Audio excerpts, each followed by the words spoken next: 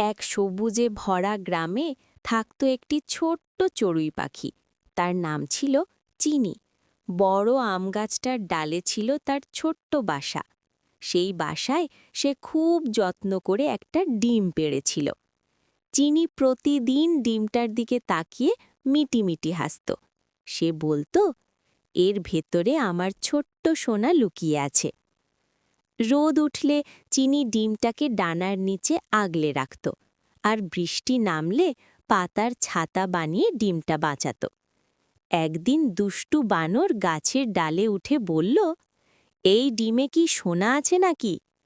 চিনি সাহস করে বলল, সোনা না হলেও এটা আমার স্বপ্ন। বানর লজ্জা পেয়ে চুপ করে গেল। দিন যায়, রাত আসে। এক ভোরে হঠাৎ টিকটিক শব্দ। ডিমের গায়ে ছোট্ট ফাটল দেখা দিল। চিনি খুব উত্তেজনায় ডানা কাঁপাতে লাগল।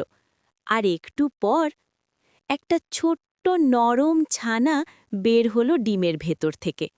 ছানাটি চোখ মেলে বলল, চি চি। চিনির চোখে আনন্দের জল। সে বুঝল, অপেক্ষা আর ভালোবাসার ফল সব সময় সুন্দর হয়।